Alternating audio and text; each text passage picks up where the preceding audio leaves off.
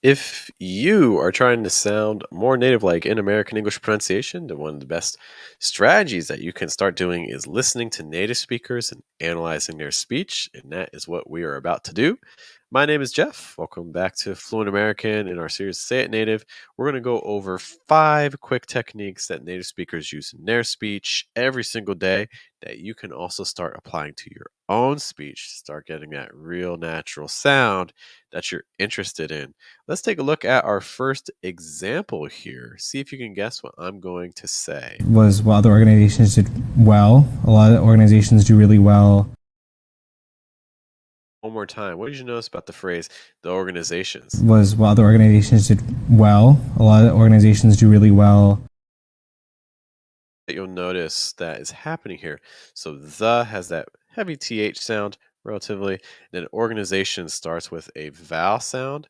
So what is generally going to happen is that TH sound is going to link with that vowel sound. So instead of saying the organizations with a kind of noticeable pause there, what instead you're going to see happen is it becomes the organizations, almost like it's a single word. Was what other organizations did well. A lot of organizations do really well. That's one strategy. Again, when you have the that comes before a word that starts with a vowel, just try to make it into a single word instead of treating it as two separate ones, and it can help make your speech sound a little bit smoother. We still have 4 more techniques. If you're here with me, say hey. It's good to see you. For instance, Shoka saying hey. Good to see you, miss. Thanks you as always for being with us. Let's take a look at our second clip. See if you can get an idea of what I'm going to say here. And they're like, no, but are you president, vice president, blah, blah, blah. So one more time. And they're like, no, but are you president, vice president, blah, blah, blah. Blah, blah, blah, blah. So blah, blah, blah is a phrase that you say when you're trying to say that basically what's being expressed is not really important. You know, they said this, they said this, they said blah, blah, blah, blah, blah, blah. Like it's just, again, what they say, the words aren't really important. They talked, but they didn't say anything of significance. And they're like, no, but are you president, vice president, blah, blah, blah. It's a word, a phrase that you can start using in your own speech when you're just trying to express that, hey, they were talking, but what they were actually saying specifically, not so important. You can just say, you know, they were saying this, they're saying this, they're saying blah, blah, blah, blah, blah, blah, blah, blah, blah. And they're like, no, but are you president, vice president, blah, blah, blah. Again, a phrase that you can immediately use to start sounding more natural. Let's take a look at our third one. Give me an idea. What do you think I'm going to discuss in this clip? And there's a lot of cool things that they do. Listen one more time. Listen to the word there. And there's a lot of cool things that they do. There's a lot of cool things, and there's a lot of cool things. If you say that phrase to yourself, are you saying and there's a lot of cool things, or are you saying and there is a lot of cool things? And there's a lot of cool things that they do. So I see a lot with people who have learned English is they're not using contractions, or sometimes they think they're using contractions, but they're actually not. They may be adding a vowel sound before that Z. So like there is. But again, we're going to actually get to contraction more. So there's a lot of. Make sure that you're not just saying there is a lot of, as opposed to there's a lot of. Contractions are just so frequent in American English. We really need to start using them because you're going to notice native speakers using them all the time. Let me know in the comments or in the chat if you guys use contractions, which ones you use the most frequently. Again, they really are fundamental to getting a more natural sound. Let me know too in the chat if you guys are enjoying this level of analysis, because something that we do today and actually every day in our group, which is called Mission English, is that we do this analysis. I did it twice today because in Mission English, what I do is it's a private Facebook group where you join me on screen and we do classes together, and we do it twice a day. So for instance, today was Wednesday. We did one at 9:30 a.m. and then we did one at 8 p.m. New York. You can see that right in that middle section there. I'm going to be back tomorrow in Mission English at 1:30 p.m. We're going to have a conversation class with our group members. And then at 8 p.m., we're going to have another pronunciation class where we listen to native speakers. We try to copy what they're doing, and I give you feedback. So like, hey, you're not using linking, or hey, we need to use more pitch, or hey, add more breath, or hey, we need to change our vowel sound. Okay, so this is the schedule that we have. You can also see that at the bottom there, we've added some writing classes as well. So for those of you preparing for things like IELTS, business emails, maybe you're working on a story, who knows what you're doing with writing, but you want to get some feedback from me, I'd be happy to help you out. I was an examiner for the IELTS test, also graduated several times with English degrees. So happy to help you with your writing as well. But again, this is part of our Mission English program. If you want to get feedback from me every single day of the week, I encourage you to join us in Mission English. You can do it by going to fluentamerican.com. We're just trying to find that name, find out all the information and things. I have 2 more clips for you guys about American English techniques that native speakers use. Take a look at the next one here. It's the opportunity to connect and communicate more. Key thing here is you see that phrase opportunity to connect.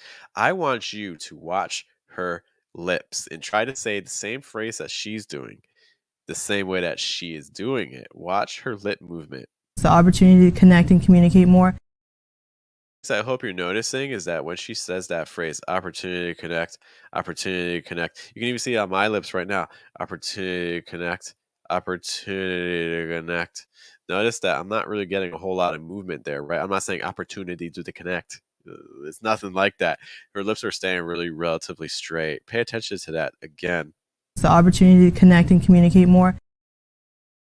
So one of the things that we see is that in American English, yeah, I mean, tongue position is important. You know, you can open your mouth wide, you can close it, you can have your tongue go high, you can have your tongue go down. These things do have an impact on sound, but things that are even more important are, again, the 4 things that we really focus on in this channel, which don't actually include mouth position. We focus on placement, so trying to project from a lower position. We focus on breath, trying to make sure enough air is moving through, trying to use your diaphragm. If you've never heard of your diaphragm, that's something you'll definitely want to take a look at. We pay attention to pitches, like doing like this. You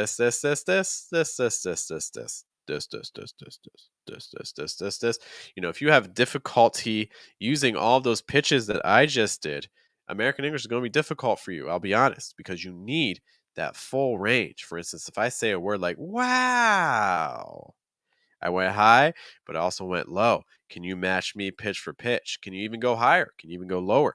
These are things you need to get a more natural sound. And lastly, vowels. We're really focused on vowel sounds in American English to achieve a more natural sound. So, if you're able to get the right amount of breath, the right placement, the right pitch, and the right emphasis on vowel sounds, the reality is you can say almost entire sentences without moving your lips so much. Compare. You can say almost entire sentences without moving your lips so much. You can say almost entire sentences without having to move your lips so much. Again, you can see how the lip movement was just so much restricted. Pay attention again how she's moving her lips here. It's the opportunity to connect and communicate more. Are you able to say that phrase, opportunity to connect, without really moving your lips? Let me know how that goes in the chat or in the comments if you're watching it in a replay. We have Shok making a note that she's using some contractions. Okay. She uses theirs a lot. That's great. Make sure not to add that short I before the S. So it's not there is, it's theirs. And then I've. That's instead of I have. Perfect. Let me know again what contractions you guys are using too. I have one more clip to show you, but again, just a reminder, if you want to get this level of analysis with me every single day of the week, you want to study what native speakers are doing, and you want to know if you're doing it right yourself, well, that's again what our Mission English program is all about. Go to fluentamerican.com and check it out. These are the times of our classes. And the best part about Mission English right now is that for the price of a single class, you get access to all 30. So that you pay once for the month and you can come to all of these classes. There's a minimum of 30.